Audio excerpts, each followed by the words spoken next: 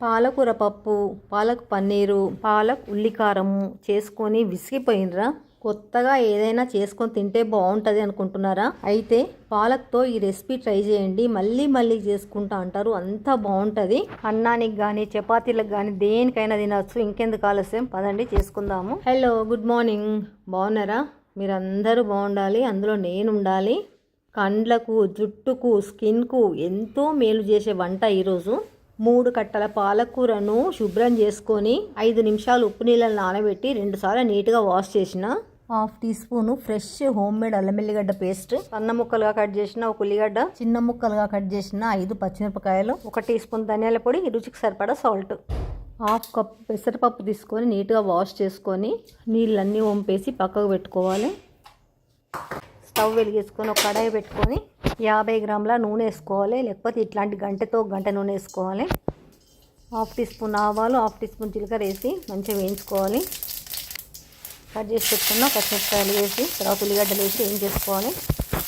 కొద్దిగా వేగిన తర్వాత చిన్న స్పూన్ మెంతిపిండి, 1/2 టీ స్పూన్ పసుపు వేసుకొని అంతా ఒకసారి బాగా కలుపుకొని ఫ్రెష్ అల్లం ఎల్లిగడ్డ పేస్ట్ వేసి మంచిగా వేగిన తర్వాత కడిగి పెట్టుకున్న పెసరపప్పునంతా కడాయిలో వేసి అంతా బాగా కలుపుకొని మూత పెట్టేసి ఒక 2 నిమిషాలు వేగనివ్వాలి. 2 నిమిషాల తర్వాత మూత తీసుకొని అంతా ఒకసారి బాగా కలుపుకొని చూడండి, మంచిగా వేగిపోయింది. ఇట్లా వేగాలి. కట్ చేసి పెట్టుకున్న 3 కట్టల పాలకూరనంతా మొత్తం వేసేసి పప్పు పాలకూర మంచిగా ఒకదానితో ఒకటి కలిసేట్టు వేయించుకోవాలి. చూడండి, మంచి బ్యూటిఫుల్ కలర్ కనిపిస్తుంది. ఎల్లో, గ్రీన్, చూడడానికే టెంప్ట్ అయిపోతాం తినడానికి, అంత మంచిగా ఉంది. 1 నిమిషం పాటు మంచిగా అంతా బాగా కలుపుకొని అంచులో కొన్న కూర అంతా కడాయి మధ్యలో కనుక్కొని మూత పెట్టేసి ఒక 2-3 నిమిషాలు మంచిగా ఉడకనివ్వాలి. చూడండి, మంచిగా ఉడికిపోయింది.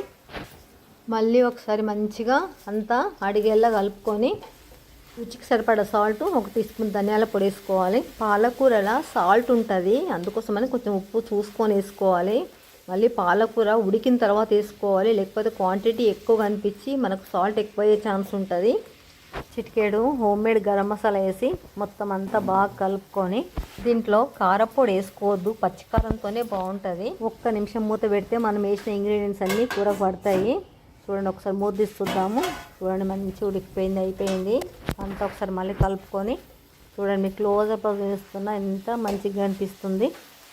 టేస్ట్ కూడా అంత బాగుంటుంది తింటే. ఇంకా మూత పెట్టుకొని స్టవ్ బంద్ చేస్తున్నా. లంచ్ టైం కూడా అయింది, భోంచేద్దాం పదండి. వడ్డించుకున్న చూడండి, పాలక్ పెసరపప్పు ఫ్రై, పుదీనా చట్నీ, కొబ్బరి పొడి, మామిడికాయ పచ్చడి, అన్నం పెట్టేసుకున్నా. అన్నీ హోమ్ మేడ్ అనండి, ఏది కొనను నేను. అన్నం కూర ఇప్పుడే అయినాయి, బాగా వేడిగా ఉన్నాయి, కాలుతుంది బాగా. ఫస్ట్ చట్నీతో తింటున్నా. ఫస్ట్ ముద్ద ఎప్పుడైనా కూడా ఏదైనా ఒక నిల్వ చట్నీతోనే తినాలి. నిల్వ చట్నీలు చాలా మంచి హెల్త్కు.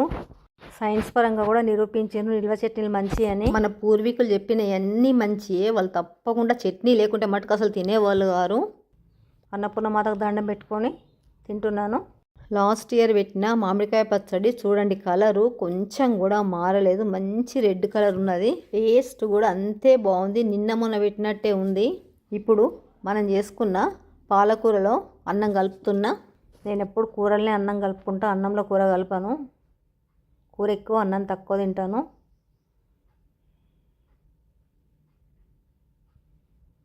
చాలా బాగుందండి, అసలు ఎంత మంచిగా ఉందంటే పెసరపప్పు పాలకూర కాంబినేషన్ అయితే చాలా బాగుంది.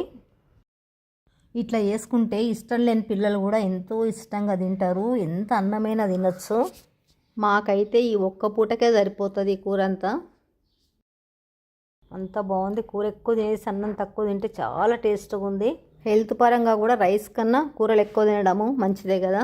వైట్స్ తినద్దు అంటున్నారు కదా, వైట్ కన్నా గ్రీన్ మంచిదే కదా. క్లోజప్లో చూడండి, గిన్నె నిండా ఉండింది కూర, అప్పుడే సగం అయిపోయింది. చాలా బాగుంది, ఒక్కసారి ట్రై చేయండి. వీడియో కనుక నచ్చితే లైక్ చేసి సబ్స్క్రైబ్ చేసి బెల్ కొట్టి ఆల్ ఆప్షన్ పైన క్లిక్ చేయండి. వీడియో మొత్తం చూసినందుకు థ్యాంక్ యూ వెరీ మచ్. మళ్ళీ నెక్స్ట్ వీడియోలో కలుద్దాం. బాయ్.